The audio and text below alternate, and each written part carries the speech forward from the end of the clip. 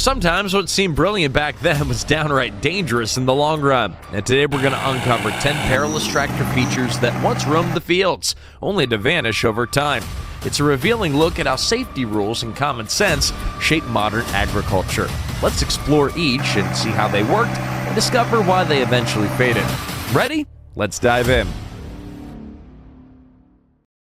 Number 1, the lack of lights and reflectors. In the early 20th century, tractors were viewed almost exclusively as field workhorses, seldom venturing far onto a public road. As a result, lighting and reflectors were frequently ignored. Early Fordson and Farmall models did not come with standard headlights or taillights, making it nearly impossible to see or be seen in low-light conditions. In rural areas with minimal street lighting, an unlit tractor on a country road was a disaster waiting to happen. Collisions became tragically common when motorists failed to notice a slow-moving tractor until it was too late. Rear-end crashes were rampant, and the problem was usually the tractor's lack of reflective markings.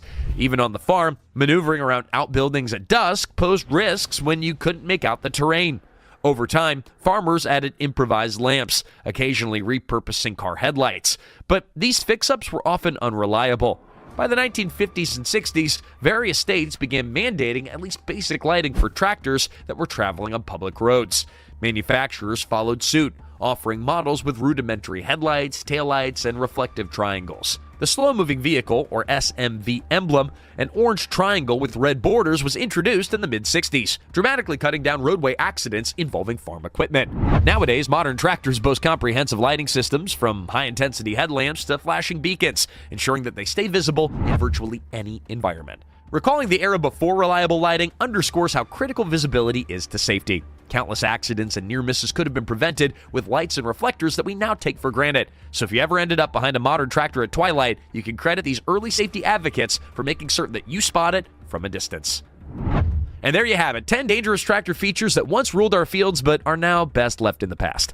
Hey, remembering these bygone designs reminds us how far we've come in keeping operators safe and more comfortable. Number 2, the dangerous steering mechanisms. During the first half of the 20th century, power steering on tractors was virtually unheard of, and the steering mechanisms could be downright treacherous. Early mechanical steering systems used a basic gearbox and linkage from a steering wheel to the front axle. If a front tire encountered a rock or a tree root, the steering wheel could jolt violently, straining or even dislocating the driver's wrist. On rough fields, wrestling with these tractors for control was just part of the job. Certain Massey Harris models from the 1940s were lauded for their robust design, yet operators frequently complained about stiff or erratic steering when crossing uneven ground. The front wheel might whip to one side if it struck a furrow at just the wrong angle, catching the driver unprepared.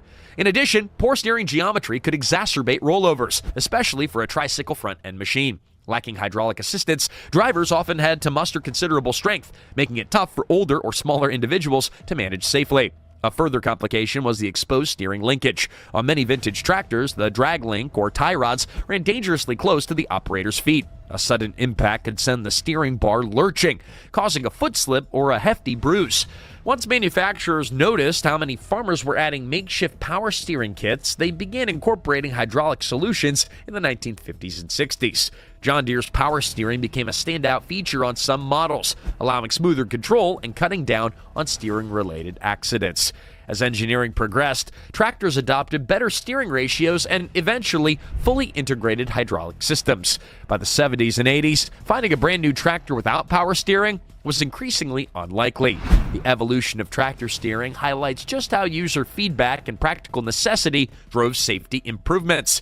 Dangerous steering might seem like a minor design flaw, but for farmers spending long days in the seat, it was a major source of injury risk. Number 3, the minimal operator platforms and no seat restraints. Many early tractors supported a simple metal seat perched atop the transmission casing or differential housing, with virtually no protective enclosures around the operator. This minimalist setup was a carryover from horse-drawn equipment, where a basic seat was all that was needed. However, as tractors grew heavier and more powerful, the absence of a proper platform, footrests, or restraint systems turned them into potential death traps. Sometimes the seating area was so cramped that the driver had to operate pedals perilously close to moving parts. On older John Deere two-cylinder models, for example, operators sat above an exposed transmission and rotating shafts.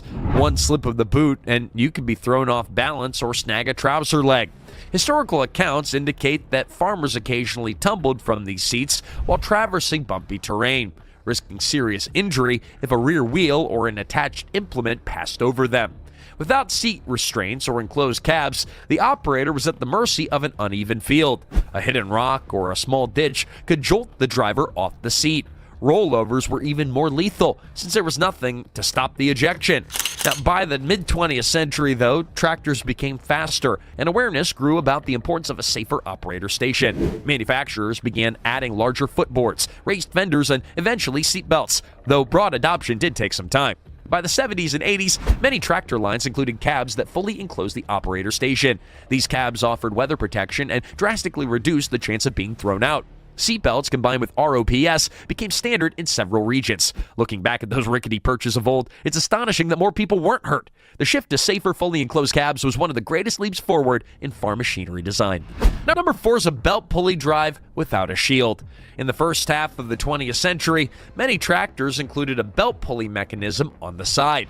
This flat belt system was used to power stationary equipment like a thresher, corn sheller, or a sawmill. The tractor's engine could spin a large belt pulley, which linked up with another pulley on the implement. For farms without electricity or stationary power sources, it was a game changer, yet these belts often ran fully exposed, lacking any protective guard. Loose clothing or a careless hand near a spinning belt could lead to a serious injury, and if the belt snapped under tension, it could thrash around violently. Historical farm publications account incidents where workers were struck by broken belts or pulled into the path of the machinery. The push for using guards was modest at first, as many found shielding made it awkward to attach or realign the belt. Moreover, early pulley attachments were fairly rudimentary, and farmers often resorted to makeshift solutions for tension and alignment. Tractors like the Farmall Regular or the Oliver 70, which we have spoken about a lot on this channel already, frequently featured a side belt pulley that drove tasks like threshing. They helped small-scale farms become more self-reliant, transforming how crops were processed. However, as engines and belts grew in power, the potential for accidents increased. By the post-war era, safety advocates were urging manufacturers to provide optional guard kits or to rethink how external power was delivered.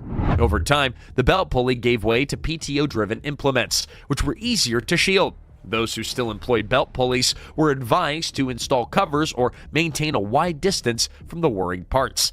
As technology evolved, the once ubiquitous belt pulley fell out of favor. While it holds a special place in tractor lore, the sight of an unguarded belt pulley today serves as a stark reminder of the old precarious ways of powering farm implements. Number 5 is poorly positioned exhausts and fumes. In the quest for a simpler design, many older tractors placed exhaust pipes in precarious positions, sometimes directly in front of the operator station or beneath the seat. Early models like the John Deere Model B or the Farmall F-Series occasionally routed exhaust fumes right where the driver would breathe them in.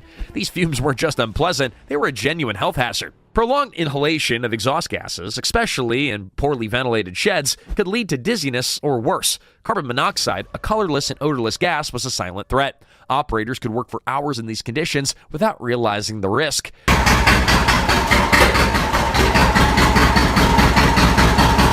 There were also issues with hot exhaust pipes being situated near a footrest or control. One misstep could result in a nasty burn. In the era before prominent warning labels, farmers had to learn the hazards on their own, often through painful experiences. Adding to the danger, sparks from exposed exhaust systems could ignite dry crop residue. Historical accounts indicate that barn fires were sometimes traced back to a tractor's improperly shielded exhaust.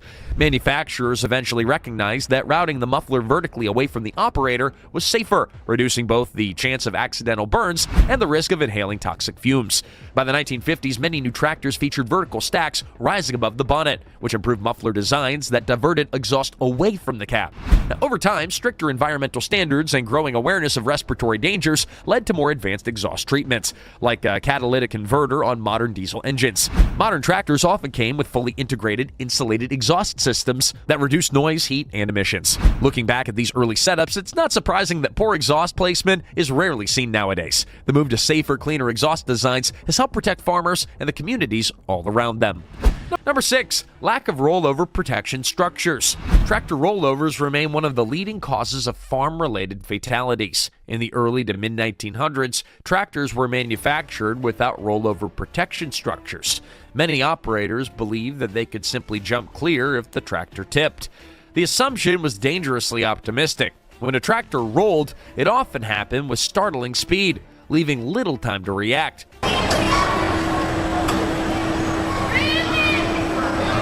Now, victims of these accidents commonly found themselves pinned beneath heavy steel. International Harvester, John Deere, and other major brands didn't initially equip their machines with ROPS frames or cabs, or rollover protection structures. Now, mostly because the technology wasn't mandated and consumers weren't eager to pay extra. According to data from the U.S. Department of Agriculture, rollover accidents climbed sharply as tractors became more powerful and widespread. On slopes and uneven terrain, the risk would multiply. By the 60s, agricultural safety specialists began pushing for standardized rollover protection on all new tractors, citing a surge in injury and fatality statistics. It wasn't until the 70s that many countries established regulations requiring ROPS on new tractors. Meanwhile, older models continued to operate, lacking any form of rollover guard. Retrofitting ROPS was an option, but the cost and effort deterred many owners. Over time, public awareness campaigns drove home a sobering point. Installing rollover protection could mean the difference between life and death. The introduction of ROPS systems revolutionized tractor safety. Simple in concept, 4 sturdy posts forming a protective frame. ROPS provided a vital survival zone if the machine overturned. Coupled with seat belts, they drastically reduced the likelihood of being crushed.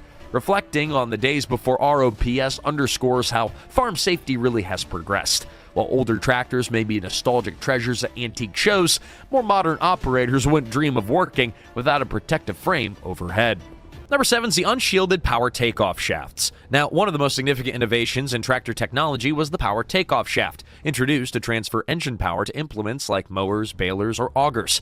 Early tractor models with PTOs, including certain Allis-Chalmers and John Deere lines in the 1930s, lacked protective shielding around the rotating shaft. This omission was convenient for hooking and unhooking implements, but it posed a serious risk to anyone who got too close. A spinning PTO can rotate at hundreds of revolutions per minute, and loose clothing, hair, or even a careless hand can become entangled in seconds. Farm accident reports from the mid-20th century are rife with stories of horrific PTO injuries. Some individuals lost limbs after being pulled into the machinery, while others endured debilitating injuries short of amputation. The National Institute for Occupational Safety and Health later highlighted unguarded PTO shafts as a top cause of farm workplace accidents, urging manufacturers and operators to install proper guards. In the 40s and 50s, tractor companies began providing optional PTO shields, but many farmers removed them for convenience. Some felt the shield got in the way when swapping implements, failing to realize how critical it was for personal safety. Over time, regulations and educational campaigns stressed the importance of keeping PTO guards in place. By the late 20th century, it became standard for tractors to feature fully enclosed PTO systems, with explicit warnings against operating them without guards. While we reflect on unshielded PTO shafts, it's clear how vital engineering improvements have been. Something as simple as protective cover can prevent life-altering injuries. Those older, open PTO systems might look classic in museum pieces, but in reality, they represent an era when convenience often overshadowed safety. Today, shielded PTO assemblies are a testament to how far we've come. Number 8, steel lug wheels. Before rubber tires were the norm, many tractors featured steel wheels that were armed with aggressive metal lugs or cleats. This design was common during the first half of the 20th century, particularly on models like the Fordson Model F and the early Rumley oil pull. Now, manufacturers believed steel lugs delivered superior traction on soft soil by biting into the ground. While they did provide decent grip in a muddy field, these wheels were anything but gentle or safe. Steel lug wheels had a reputation for jolting both the driver and the tractor, creating a bone-rattling ride over a hard surface. The unyielding contact with compacted ground could jar your spine, but the real hazard emerged when those lugs acted like rotating blades. Anyone caught in your path would risk severe injury or death. During the 20s and 30s, reports surfaced of farm workers losing footing near a moving tractor and suffering gruesome leg injuries. Early safety advocates emphasized the inherent danger, but tradition and cost often outweigh caution. Moreover, steel lugs made road travel precarious. Tractors with metal wheels could slip and slide on paved surfaces, lacking any flexibility to conform to uneven roads. Some states even banned lug tractors on highways because they tore up the tarmac. By the late 30s, rubber tire technology had advanced enough to promise both better traction and safer on-road performance. Companies like Firestone aggressively marketed pneumatic tires for farm use, highlighting the cushioned ride and improved grip. As these modern tires became more accessible, the steel lug design slowly faded. Farmers discovered that rubber tires boosted field productivity, reduced operator fatigue, and lowered the risk of damaging roads or injuring bystanders. Looking back, steel lug wheels might conjure images of a rugged pioneer era of mechanized farming, but they also symbolize a time when safety was often an afterthought. Replacing them undoubtedly spared many from harm.